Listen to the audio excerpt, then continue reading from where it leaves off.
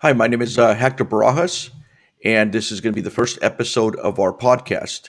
I've been working in politics, public affairs, working for various associations for the last 25 years, and have been friends here with Mike Valente for probably about 20 of those years. And so, we kind of go back and forth quite a bit on kind of what's happening in our daily lives with politics, with news, and everything else. And so we decided to kind of put something together, which is this podcast here, Mike.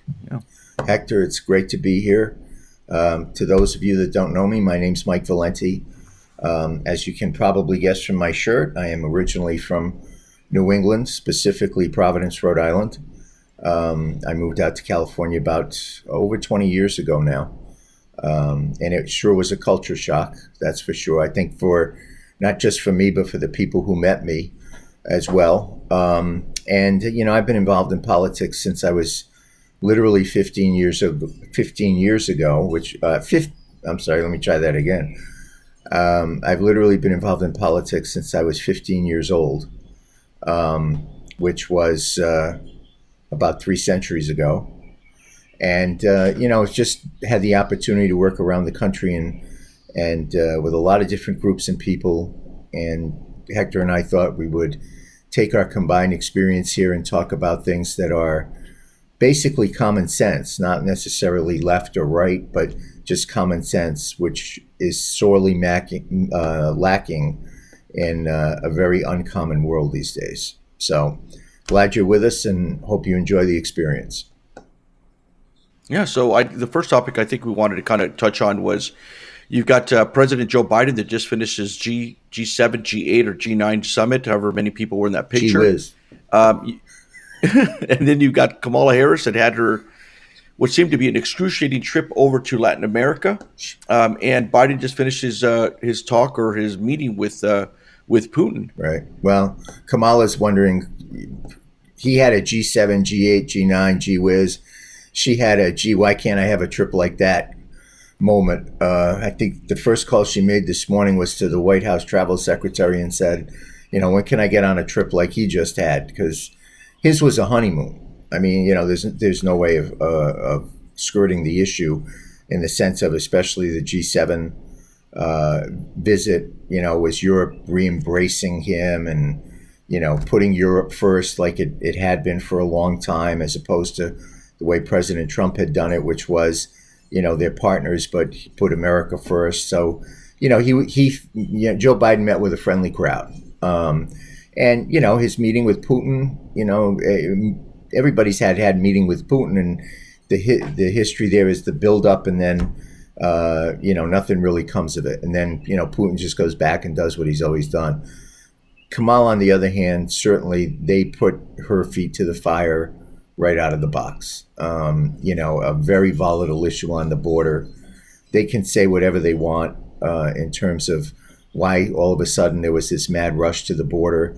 It had to do, quite honestly, with the policies that they talked about during the campaign that said it was going to be open borders. People heard that and decided to come. They put her in a really tough spot starting off, especially for her first trip. And so, at some point in time, I think she was sitting there saying, well, what did I sign up for again? Yeah, well, here's the thing, Mike. It seems to me as though, and maybe a conspiracy theorist here, but it seems to me as though she got set up for the last, several months. She has been, brought out into the media as the heir apparent, as the person who's kind of running the show. You've got, all these different reporters on both sides saying, is Joe Biden going to be able to last his 4 years? Is he getting a little senile? You've had a couple of the incidents, and we've had it where we've all kind of tripped going up the stairs. Like he had his, very public view, and what it did is it brought up more of the, is he a little over the hill for this, for being president? And so they've been showing Kamala in the spotlight in a lot of different places, doing fundraisers, going to different events. And so, with someone who's been in the Senate for such a long time, he's got a lot of experienced staff out there who's been doing this a long time. To me, it just seems as though this was a way to kind of just bring her back down to earth and say, look, this is who the president is. This is who's in charge. If you want to get to this seat, to this position, you're going to have to wait your time, but we're in charge right now. Because they basically gave her a issue, which is a no-win situation. No matter what she said or what she did, she was going to upset someone, alienate someone, and and there was going to be anger on either Right. side. And really, the other thing too is, and we know this, a lot of these politicians, they know the message that is going to come out before they even get there. They They know they better. know how it's going to end up. Yeah, they Yeah, better know before they get there. yeah, and the message that came out from this, at least from her, was, well, we now know why people are coming to the United States. They're coming because there's corruption, because there's violence, and because there's no economic opportunity in their home countries. I mean, these are things that we've known for the last 20 years, and she didn't need to go and take a trip to Guatemala and Mexico to talk to their president, to talk to people on the ground, to realize this. And it just seems as though she, first of all, she was out of touch. She bumbled a bunch of the interviews that she Yeah. had, even with people who were in the press that were her people. Which is about all of them, And I think, by the way. yeah, which is about all of them. But it's difficult to mess it up when you're at home. Right. And so that's the area where it's Joe Biden, for whatever you may say about him, but he could still throw some sharp elbows. And what it did is it really brought her back down to earth. It really showed him being a little bit more, being a lot more presidential, kind of having the command and being the commander in chief. It was so we get the T-shirt made that says the Kamala Harris Reality Tour, Guatemala and Mexico, 2021. You're right. First of all, you know the outcome before you're going to get there. I mean, if you're going there and you don't know what the outcome is, you shouldn't be going there. In her case, it's she's in a no-win situation. She goes to Guatemala to get information that everybody knows why people are coming here. And she goes to Guatemala and then she goes to Mexico, but she hasn't been to the border. And for whatever reason, that's what the press is chomping at. Why aren't you going to the border? And what was interesting is, sometimes these, as we see in politics and even media relations, you ask the question, you scratch the surface, and then you see what the person is really about. And like you said, with Lester Holt and some of the other reporters, there was a nastiness to some of her responses when they pushed her buttons. I've never been to Europe. What does that mean? I don't know. What does that mean? I mean, it was just this sarcastic, how dare you ask me that question kind of response, and it did not serve her well. The one thing I would say is I agree with you in the sense of sometimes they want to, you got Joe Biden, who's not only been there a long time, but his people have been there a long time. They know how that system works in D.C. She was still relatively a new United States senator before he handpicked her to be the VP. But she's also someone I think we know out here in California. It may have been a misstep for the first thing out of the box. But anybody that counts her out is a fool. This is a woman that stood on a stage in January of 2020 and lambasted the front runner for the Democrat nomination of her own party on a stage about race, and did it in a very personal, direct, and harsh manner. And literally left Joe Biden speechless, standing on the stage. And I remember his exact quote. He says, "My time is up." And I was watching that thinking, boy, that might be more prophetic than he really thinks. And she got a huge boost from that. A month later, she's done. She's out of the game. She's back in California. She got no vote, spent a ton of money. 4 months later, after you think, it's over, she resurrects and ends up on the ticket. So don't count her out, but certainly wasn't the greatest first step.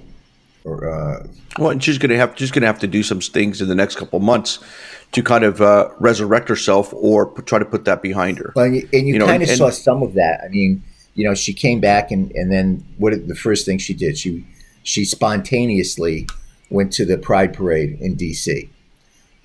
Again, I don't, you're going to have a tough time convincing me that they were sitting around the vice president's office and said, well, what are we going to do today? And someone said, hey, let's go to the Pride Parade. It was a smart move, but you're not going to convince me it was spontaneous. even though certainly the Secret Service guy in all the pictures was not a happy camper, because his job is to protect her. But it was a smart move to do that because it got her back on comfortable territory. It got her in front of a crowd where they could shower the accolades on her. And so, I think the rehabilitation off of that first bad trip is already started. Yeah, well, we'll see what the next couple of weeks, next couple of months have in store for her. But I think one of the biggest news that we've got right now is we are maskless in California, or at least in some places we are. Other places we're not. It's it's a lot of going back and forth between not just what's happening with the state rules, but county rules, but also places of business where some businesses, and I was there a couple of days ago, a couple of businesses like, hey, you still got to wear a mask. Right. Just this morning, I was at a place, and you still got to wear a mask. But well, they may be saying something about you, not necessarily the mask thing. But that is true. I'll give you that point right there. But you've got your Italian brother there, Fauci, who has been in the news of late. Saying that when he speaks for science, right, or he is science. The words that come out. But, there's been a lot of different controversies. I know you and I have had conversations about, when he talks about, we don't need masks and we need masks, and we need 2 masks and then we need 3 masks, or I don't know how many masks we needed. And, he goes back and forth. And so then he's had a lot of controversy too when after Trump left office is, there's certain things that Trump made me say. And so what becomes of his legacy, for Fauci? Trump made me say it. The dog ate my homework. I know. Well, as my aunt used to say to my cousin back in Providence, Anthony, what are you doing? I will tell you, I was a big fan of Fauci. Quite honestly, some Italian pride there in seeing someone in such a prominent position. And he had every opportunity to have a very clear path to history. And I think now between his going back and forth and him actually dipping his toe into the political or the PR world, and it hasn't been pretty. Let's go back a little bit. We're back in the summer of 2020. Businesses are closed. People are wearing masks after they were told they didn't have to wear masks. People are not able, the one thing I keep thinking of, and with the Gavin Newsom thing and the French Laundry, for example, everybody talks about how he was at the French Laundry having dinner, and you have to eat dinner at home. That's not the worst of it. I mean, there were people dying, people in hospitals, funerals that were held. I know a few of them where people could not go to a funeral because of all of these rules. Right. And there's Fauci throwing out the first pitch at the Washington Nationals baseball game in D.C. In the middle of all of this. And it was a great PR stunt, except it was a PR stunt that went all wrong. The next picture they showed is him sitting in the stands with his mask off. Now, this is the middle of all of this in 2020. And the other thing that really struck me is he was wearing a Washington Nationals shirt, a jersey, and the number was 19. Now, I looked at that and I said, you couldn't pick another number? What brain surgeon came up with the idea of, wearing number 19? He's dipped himself into the political world, and it ain't pretty. I think at this point in time, he needs to maybe look at going and make the marinara sauce back home, because the truth of the matter is, he can't run around. He's a doctor. He's not just a federal employee. He's a doctor. He can't go around saying, well, Trump made me say this, or, I didn't say anything because Trump didn't want me to say anything. This blaming Trump thing so he can ingratiate himself to the Biden people. What he doesn't realize, we were just talking about how smart some of Biden's people are because they've been around forever. They're smart enough to know that, this guy could turn on them the same way he turned on the former president. Unfortunately, he's damaged his legacy in all of this. And, it could have been different for him, but he decided, to try and wade into the political thing. Look, he says, I am science. The first thing I thought of when he says, I am science, was that's kind of like something you would have expected Donald Trump to say. I am this. He's all knowledgeable about everything. Right. But Yeah. but then the second thing I thought of was, the one thing about a doctor, if you go see a good doctor, and we've all had, not all, but a lot of us have had to do this, suddenly he diagnoses you with something, and they don't. What do? You say, let's get a second opinion. Let's get a second opinion. And he just has that aura now of I am, the one that knows all. And between the emails we've seen and the lessons we've learned, he unfortunately has dipped his toe into the political world, and it's not ending up well for him. It really isn't. Yeah, but and you and I've seen this throughout the years where we've got individuals who have never run for office before. Mm-hmm. All of a sudden they're running for office. They've got a crowd of 25, 30, 50 people Mm-hmm. cheering for them, clapping for them after they're done with their speech. They got this, group of individuals that come over, shake their hand and say, hey, how great it was. And all of a sudden they get this aura of like, wow, I'm important. Everyone Right. wants to hear Right. me. And they may lose that election by 70 percentage points, but they still want to run again because they need that feel of being wanted, of people, everyone, just kind of like, wow, you got something great to say. And what I think people tend to forget is that once you start dipping your toe into that political arena where you've got the cameras and you've got everything else, it takes over some individuals to the point where they lose focus and sight of who they truly are as individuals, and people start morphing into other people, into other beings. Well, there's something else about it, and you should talk about this because you've dealt with this quite a bit, which is politics is probably one of the few places where literally people get up every day to go attack the other person. Right. When you're a doctor, and you go for that second opinion, chances are, even if the new doctor says you should try a different approach, they're not going to say, well, the doctor you went to is a horse's ass and, can't do anything, and I wouldn't have them, operate on my worst enemy. And Right. by the way, in 1933, they got cited for taking off the wrong toe on somebody because they've done that much research on them. Politics is different. I mean, everything is fair game. Everything is on the table. You should talk about that a little bit because I know you've had a lot of experience with that kind of stuff, and people dipping their toe into politics don't understand that. Well, not just for some of our clients, but also myself. Having to put a team together to where we look at everyone's recordings, we look at everyone's media interviews, we look at everything they've written, and we try to figure out, okay, what did they mean by this? Are they saying something a little bit off or so forth? And and we end up bringing it over to the press and try to have them ask the questions. And I think that's where you get Fauci and you get a lot of these folks who haven't been too disciplined as to at times, as to what they're saying, how they're saying it, or how it's going to get interpreted by the people, on the other side of the camera. Right.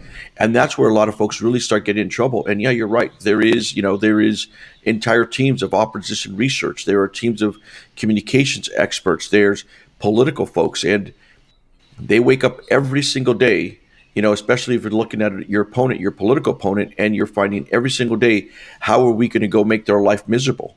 And it is unlike anything else. It's not like as though you're a PR person for a celebrity or you're doing PR work for some nonprofit. This is a cutthroat business, and there's a lot of bruised egos, and there's a lot of lives and careers that get sliced up by saying the wrong thing or doing the wrong thing. DUI will take you under, as will some type of affair or other things that come to light, and it could have been something that happened to you, or maybe you were late on paying your tax bill 20 years ago. Right. All of a sudden that is the number, that is a star of a television ad and radio ad that we go out and produce. And so, and I think that becomes an important part as we're dealing with not just the discussion that we talk with Kamala as to how this comes about, but her the way she responded over to her trip to Latin America, that all becomes campaign fodder, and that will become a campaign ad moving later on. And you're right, don't count her out and so forth. She'll rehabilitate herself, and that's fine. But all that stuff just adds, someone just filing that away in their file cabinet Oh, and saying, sure. okay, I'm going to be using this for later on. And same thing with Fauci. It's like, someone's got recordings from the first time, we closed down the state, we closed down the country to what he just said yesterday. And they'll say, well, but you said this, but you said that, and you said that. And so sometimes for a lot of these folks, it catches up to them. His problem, in my mind, the biggest thing that he did, which was, to me, it was extraordinarily disappointing. And I go back to this point. Fauci, yes, he's a federal employee, works for the NIH, but he's also a doctor. If he honestly believed that the things that Donald Trump was saying were wrong, or if he honestly believed that Donald Trump was muzzling him on talking about medical things and providing medical advice to people that would help protect them better or save their lives, then he had a responsibility as a doctor, not a federal employee, but a doctor, to step forward. If he truly wants to embrace that messaging that he has done since Trump left office, then he should be ashamed of himself for letting politics override what he should have done as a doctor. And I think that's unfortunate, and that's going to be part of his legacy, is that, he let politics, if he truly believes what he has said since Trump left office, he's let politics dictate how he approached this thing. And that's the wrong way to do it. Granted, Donald Trump was a tough guy to stand up to. I mean, there are many, folks that tried it and it didn't end up well. But Fauci's in a different situation. He's a doctor, first and foremost. And so he has that responsibility to the patient. Well, as we mentioned, the Hippocratic Oath, right. But for what it seemed right now, as we put everything together, he seems to be, really in that realm of being a hypocrite. Right. And so, exactly. And you now look at where we are today as opposed to where we were then, and again, I was, just trying to be nonpartisan, common sense on this. Joe Biden and his administration is going to take a victory lap over getting this vaccine distributed. What would be nice is if they acknowledged that, how did we get the vaccine so fast? I mean, how did literally within 3-4 months, we had 2 vaccines that were developed for something that no one ever knew existed before, that was spreading like crazy around the world, yet we were able to, work with the public-private sector in the Trump administration to make sure these vaccines were done. And it would be nice to give, and I think it would be good for just the politic in general, to give a nod to the other side, the administration, to give a nod to the other side and say, you know what, they did something good. They put this thing on Operation Warp Speed, and we actually got these vaccines. Instead, what we saw in that case was Joe Biden saying, well, there was no vaccines when I came into office. And to your point, someone pulled up the photo of him in December rolling up his sleeve and getting a vaccine shot. It's like, dude, there's nothing wrong with admitting when your opponent did something good. And that's one of the common sense things, because, that's what we talk about here. It's one of the common sense things that I think is missing these days. It used to be where if you compromise and get 70% of what you're trying to get, or you acknowledge a good idea by the other side, that was considered a good thing. And today it's considered a bad thing. And I think common sense says, when you're watching a sporting event, we love sports, right? So, I'm watching someone, play my Patriots or my Red Sox, and they make a great play. I acknowledge, hey, that was a hell of a play. Or throw a perfect game. Yeah. Throw a perfect game. I mean, you would, even in sports, you acknowledge your opponent's successes. That doesn't happen in politics anymore. No, it doesn't. And kind of moving along, we've got a big moment in time for California, where you've got Governor Gavin Newsom, who spent this past week hanging out with Minions, with the Smurfs, with Optimus Prime, the Transformers. Oh, he had a Democratic state convention this week? I didn't know that. Not this weekend. He's opening up the state. He was opening up the state of California. And, he goes and does these interviews where he says, I feel like Oprah. 1 million for you, 1 million for you. All this money that's just been being given away. Now, mind you, that's all taxpayer money that's being given away. We're in a very good spot right now financially for the state of California. He's out there saying we've got a $75 billion surplus. The legislative analyst says, well, we're about $30 billion, another 25 coming from the Fed. So we're in a good spot. But the thing becomes too is what happens to the state in 2 to 3 years from now if we start going into deficits. Right. And so right now, as he's out there, promoting, hey, the economy's roaring back. What's your take on all this? Granted, I know that we got the recall, right, but he's out there from one county to another, just trying to get all these headlines. And again, I don't agree with him, but I give him props. I remember in 2003, I was the COO and the executive director of the Republican Party here in California, and we went through the recall. And one of the things that happened was, I don't think Gray Davis took it seriously until it was too late. Newsom and his people, I think smartly, recognized that this is a serious threat. Their public thing is that, it's a bunch of, angry Republicans and Trump people. But I think that's their public statement. I think internally they understand when you have over 2 million people signing a ballot petition in the middle of a pandemic, that people are pissed. And so they're taking it seriously politically, and that's what he's doing. And, I give him credit for it. But one of the things that he's banking on, actually it's two things. Number one, the free hat theory. It's like, I remember a South Park episode, which is probably a very weird way of saying this. Here's where I get my political direction of South Park.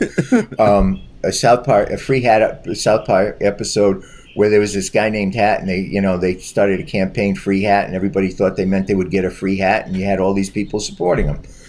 People like free stuff, and he's banking on free tickets, free rides at Magic Mountain, gift cards from Target, gift cards from the markets, lotteries that give money away, that's going to make people happy and make people forget what we just went through in California and forget what was there before the pandemic hit. And specifically, it's not just forget the French laundry, it's forget the unemployment, the homelessness problem, right? The homeless problem, the unemployment issue, where you had all these people getting money that shouldn't get money. The schools that were failing, the public schools that were failing with all the money that is spent on them. All of those issues, he's hoping for, and he may get it. The short-term memory loss that people sometimes have. But you still have a lot of those underlying problems that are out there. Right. Right now we're going through triple-digit weather, where parts of California it's hitting 109 degrees, and you've got all these fears of a sooner wildfire season and a more intense wildfire season. You've got the issues of a drought right now, where you've got entire communities in the Central Valley, Northern California, where you've got water districts that are cutting off the water to our people who produce our food. Right. And so, they're getting 0% water allocation, even though they still have to pay 100% for their water, even though they're not getting anything. Okay, stop right there. Yeah. There's a common sense moment right there. You're paying 100% for a product that you're getting 1% delivery on. 0% delivery on. It doesn't matter if you are for the recall or against the recall, if you're for Republican or for Democrat, if you're for conservative or liberal. That makes no sense. And that's the kind of stuff that people should be able to look at and say, that's what needs to change. There are some things we're not going to be able to deal with, but the common sense says when you're paying 100% of getting zero of your product, there's something basically wrong, and it doesn't matter what party it is. Right. And that's what, honestly, in the recall candidates need to address. It's not, how Trumpy are you? That's what one of them is running around with his bear asking, right. How Trumpy are you? Or other things that some of the others are talking about. It's the common sense points, exactly as you said. California grows food that feeds not just California, but feeds the world. We've been blessed to have the ground and the soil that provides that. The water is what we need. You're paying 100% of the cost and getting 0% of the product. Anywhere that makes no sense at all. And so the question should be asked to the politicians that are running, what are you going to do to fix that? And that's how people should start approaching this stuff. Sorry. Well, and I yeah, went on a rant. No, it's okay. To kind of expand a little bit further, if you look at our reservoirs were built, about 50 years ago to handle half of the population we have now. Now, there's been a lot of conservation, agriculture, along with other industries, have been, done very well to make sure that they, protect every drop of water. But the reservoirs still are supposed to hold us over for about 5 years. 19 months ago, those reservoirs were full. Right. Now they're all empty, and so. When you've got that situation, the question becomes, so what happened to all that water? Why was it flushed out into the Pacific Ocean? You've got the issue of homelessness that is still underlying, with a lot of different cities, a lot of different communities, and yet we've spent billions of dollars. And I think what happens is, the question of accountability, the question of what are the metrics that you're putting forth, and how do we know whether this is successful or not? And so as he's out there right now, and this is Gavin, as he's out there giving away all this money, as he's out there, saying the economy's roaring back, how many signs do we see out at restaurants, at different places of business saying, hey, we're hiring. And yet you continue to see kind of more people getting on the unemployment roll, or more people saying, hey, I make more money, or I make good enough money Sitting at home by being unemployed because the state government and the federal government give me all this money not to work, Right. rather than going and getting a job. Right. And we pay for and it. so, right, and we pay for it, and all that money that he's giving out, that's taxpayer money, because it's not like this old California just goes out and prints money. This is all taxpayer money. We grow a lot of one way good or stuff, another. but we don't grow money trees in California. That is true, and so the thing is that this may get a good soundbite for the next week or two of everything's great. He gets to ride in a roller coaster, talks to Optimus Prime. But all the problems are still there. Yes. And the thing is that once he's done doing his back and forth on the state, giving this stuff away, is the underlying problems are there. And I think those things are going to start to come up because, we're entering this time of summertime with you're going to have bigger wildfires, you've got drought and all these other issues that haven't gone away and haven't been solved. Well, let's talk about housing costs. Right. Let's talk about one you mentioned, which is homelessness. Obviously, it's a huge issue. It's even an issue in places where they don't have large homeless populations, because one of the solutions of the state is to go to hotels and put homeless people in them. The point is, we have spent, the number I saw, maybe it's off over 12, 13 billion already on homelessness. And the question needs to be asked. And by the way, this is a problem in government. They spend the money, and then but no one asks the question, did it work? And their answer is yes, we spent the money. No, that's not the question. The question is, did it work? Is the problem solved? Clearly, the problem is not solved. Okay, so where did that money go? How was it spent? Let's make sure we don't spend it the same way we spent any new money. We don't spend the same way we spent the last money. Again, I'll go to the common sense issue of this.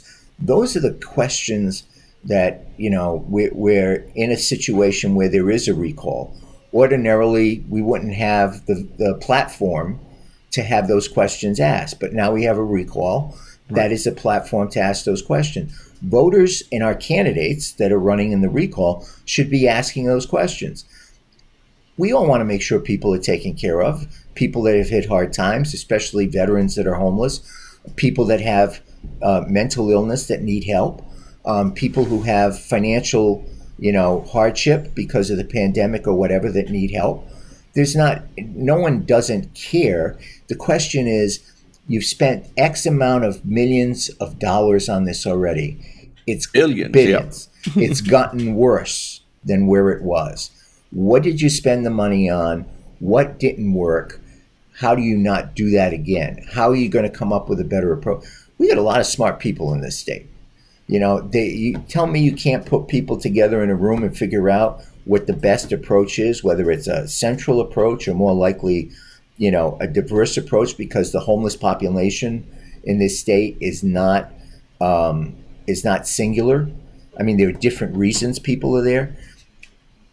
Where does the money get spent, and what impact did it have? We know the impact is zero, because you can walk any way you want at the stop sign down the street.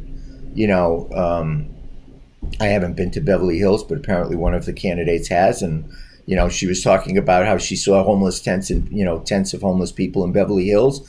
You go by any of the overpasses, underneath the freeways, downtown LA, downtown San Francisco. The problem's gotten worse. Sacramento. The problem's gotten worse. We've spent billions of dollars on it. Before we give billions more, there should be some common sense questions that says, what is the outcome? And if we don't achieve the outcome, who pays the price? Who pays the price for the failure of spending billions of dollars that don't help these people in need? Well, there's that whole idea or theory that, especially within government, you're not looking to solve the problem. You're just looking to fund a program that looks at the problem.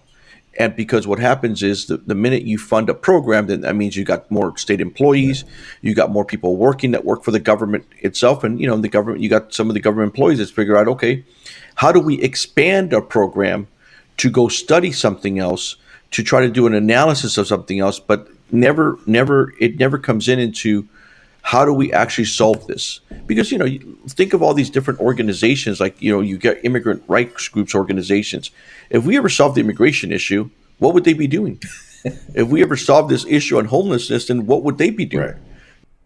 Right. What would happen to their department? What would happen to all those programs? And so, they try to find ways by which to raise taxes, raise fees, raise more money one way or another, get more money into that department, expand the programs, but it never comes into solving the problem. And, you look at it as all these, housing programs that they try to put together for low income housing. Well, we're short, tens of thousands of units, units that the governor had promised that we were going to be at, on a yearly basis building. And so we're short of that.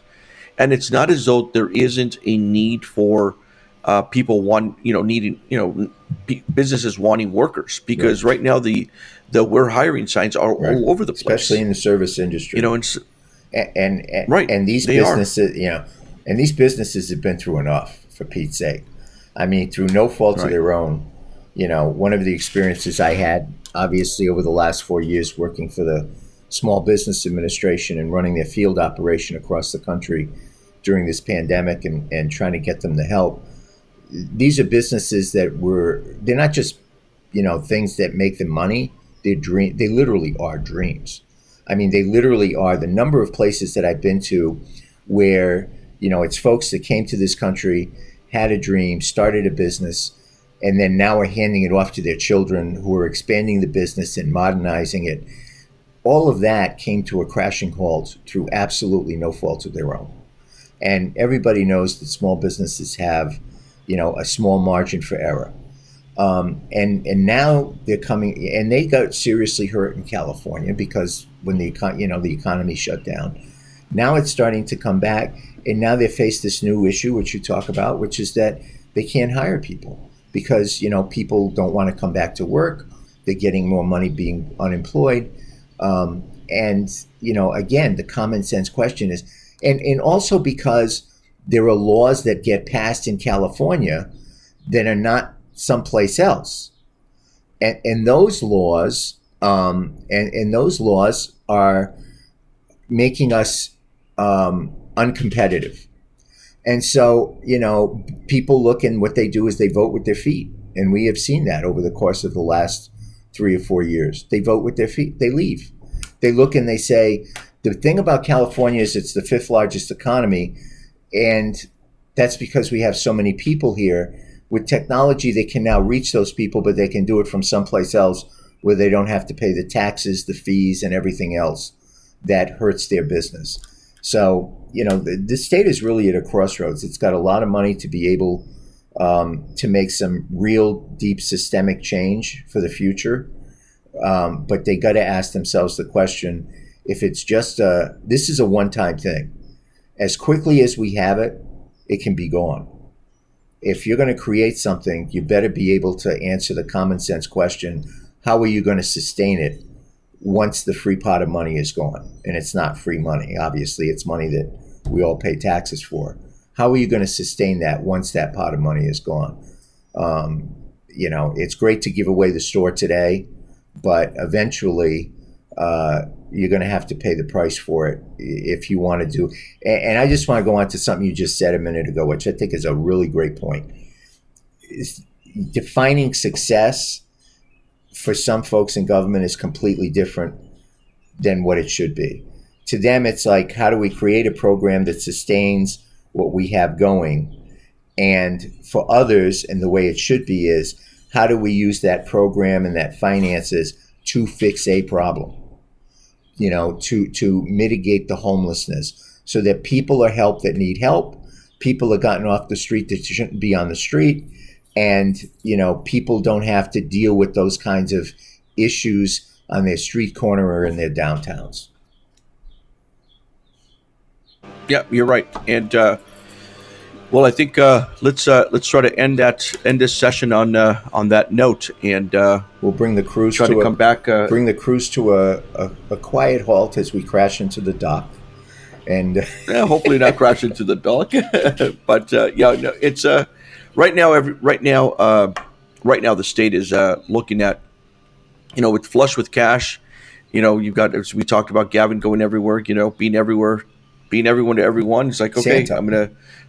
It is Santa Claus. Yeah. It's Santa Claus. Yeah. Santa Claus in June, and so, or Oprah Winfrey, as he put it, everything free for everyone, and so it was really not smart for him to do that. By the way, I know. It's really for the critics to say, "Hey, you're being Oprah, giving away stuff." When you acknowledge it yourself, it kind of contrasts or goes contrary to what your strategy is.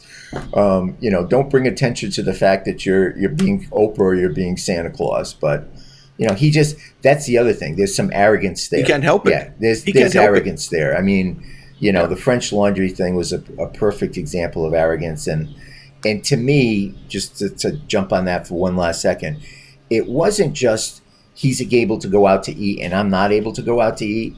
It's he's able to go out to eat and I can't go to church. My church is closed. Or to a funeral. Or I can't go, a friend of mine passes away. Only 8 people can go to the funeral. I mean, people are dying in hospitals. He's out eating. They can't be with their family at their last moments. Those are the kinds of things that really are insulting to people. And really are an offense to our common sense. All right.